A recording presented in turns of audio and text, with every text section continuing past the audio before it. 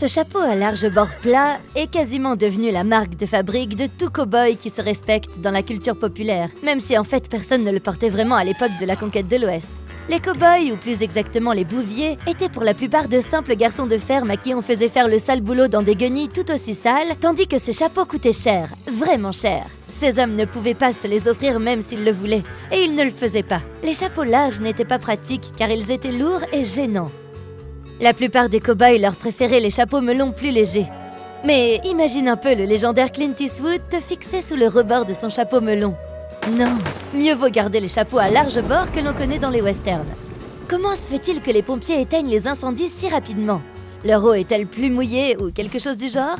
Eh bien en fait, oui, elle l'est. C'est une amélioration assez récente, mais les pompiers ajoutent certains réactifs à l'eau pour réduire sa tension de surface.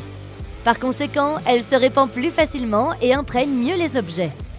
La découverte d'un pot de miel millénaire parfaitement comestible lors de fouilles archéologiques a donné naissance à un mythe selon lequel le miel ne peut jamais se gâter. Si tu achètes du miel, que tu enlèves le couvercle et que tu le stockes dans un environnement humide, il s'altérera assez vite. Toutefois, il est vrai que le miel a des propriétés antibactériennes et antifongiques, si bien qu'aucun germe ne peut y vivre s'il est stocké correctement. Avec un couvercle fermé et un environnement sec, il ne devrait pas se détériorer de ton vivant. Tu as peut-être entendu dire que la teinte rose de ton frappuccino à la fraise est obtenue grâce à des insectes écrasés. C'était vrai jusqu'en 2012.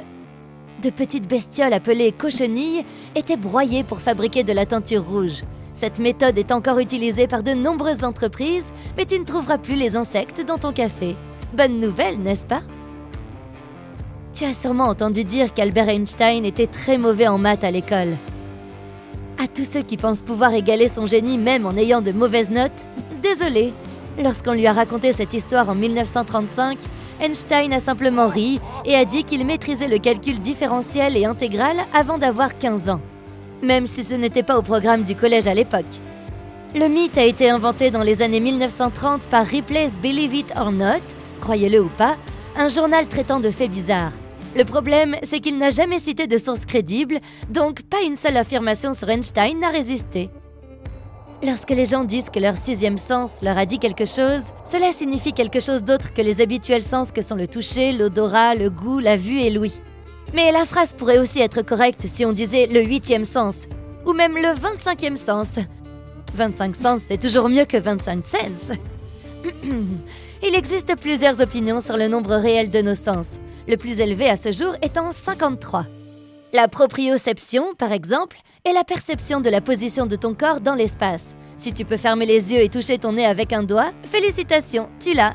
Tu as probablement entendu beaucoup d'histoires sur les secrets cachés de la face sombre de la Lune. Le seul problème, c'est que cette soi-disant face sombre n'existe pas. Notre satellite naturel est en rotation synchrone avec la Terre, ce qui signifie que nous voyons toujours le même côté de l'astre. Mais le Soleil ne suit pas la même règle, et il éclaire aussi l'autre face de la Lune comme tout le reste. Et c'est logique. Les éclipses solaires ne pourraient pas se produire si le Soleil n'éclairait pas l'autre côté de la Lune. En effet, c'est justement la Lune qui bloque les rayons du Soleil lors d'une éclipse. D'ailleurs, les éclipses se produisent parce que le Soleil est 400 fois plus éloigné de notre planète que la Lune.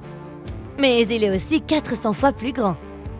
L'effet est donc un blocage total des rayons solaires, ne laissant apparaître que cette troublante couronne lumineuse.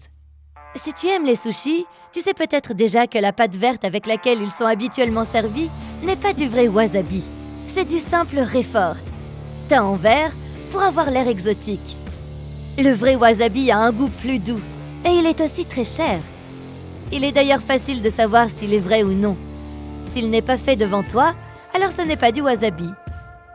En parlant de baleine, ce que nous nous apprêtons à faire, la baleine bleue est souvent considérée comme le plus grand être vivant ayant jamais vécu.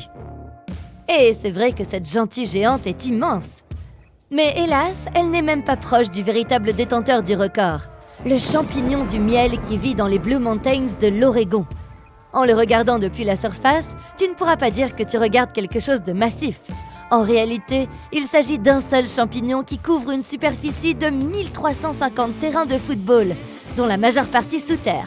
De plus, il n'est pas juste vieux, il est très vieux. Son âge est estimé à 2400 ans. Mais il pourrait atteindre 8650 ans. Personne ne peut l'affirmer avec certitude. La pauvre baleine bleue n'est même pas deuxième dans le classement. Cet honneur revient à Pando, le géant tremblant. C'est un peuplier faux tremble du centre-sud de l'Utah qui ressemble à une immense forêt, mais qui est en fait un seul organisme.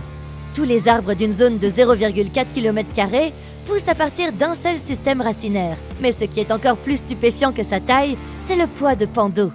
Ensemble, ses racines et ses arbres pèsent environ 6000 tonnes, ce qui est en fait l'organisme le plus lourd qui existe. Il n'y a peut-être pas de mal à dégonfler un peu tes pneus quand tu es bloqué dans la neige. Mais conduire comme ça quand tu es hors de danger est un risque déraisonnable. Des pneus dégonflés diminuent ton niveau de contrôle sur la voiture, surtout sur une route verglacée, et tu as plus de chances de te retrouver à nouveau coincé. Donc, au lieu de dégonfler délibérément les pneus de ta voiture en hiver, assure-toi d'avoir des chaînes ou des crampons pour une meilleure adhérence et mets quelques éléments essentiels dans ton coffre pour te dépanner en cas de problème. Le kit de base pourrait inclure une pelle, bien sûr, une corde de traction et un sac de sable, de sel ou, si tu n'en as pas, de litière pour chat. C'est mieux si elle est à base de minéraux, bien sûr, mais même celle en silicone fera l'affaire en cas de besoin. Les diamants sont des pierres précieuses très spéciales et leur coût est justifié par leur beauté et leur rareté, n'est-ce pas? Pas exactement. En fait, ils ne sont pas aussi rares que ce que nous avons été portés à croire. Et les scientifiques ont même trouvé un moyen de créer des diamants artificiels, ce qui rend leur production plutôt facile. Mais ils coûtent quand même très cher. Leur succès provient en partie de mythes et légendes autour des pierres précieuses qui remontent loin dans le temps. Mais plus récemment, au siècle dernier, c'est surtout grâce à des campagnes publicitaires très efficaces que les grands monopoles du marché du diamant ont réussi à convaincre la planète de la rareté de ces pierres, en faisant des symboles uniques de romance et d'engagement. Même si les chauves-souris sont désorientées à la lumière du jour, ce n'est pas parce qu'elles sont aveugles. En fait, leur vue est même meilleure que la nôtre la nuit. Elles voient simplement tout en nuances de noir et de blanc. Il leur est donc difficile de s'orienter quand il y a tant de lumière autour d'elles. Le mythe selon lequel les chauves-souris sont aveugles est probablement né du fait qu'elles utilisent l'écholocation pour trouver leur chemin. Il n'est probablement pas nécessaire de te dire que notre planète n'est pas ronde. Sa forme a même un nom spécial, une géoïde. Mais dire qu'elle est plus proche d'une forme elliptique ou d'une autre forme appropriée serait également incorrect. La Terre tourne constamment à une vitesse hallucinante, ce qui lui donne une forme un peu ovoïde, c'est vrai, mais les plaques tectoniques qui se déplacent en son sein affectent aussi sa forme. Bien que cette torsion et ses remous soient très lents, quelques centimètres par an, les mouvements tectoniques font que la surface de la Terre s'élève à certains endroits et s'enfonce à d'autres.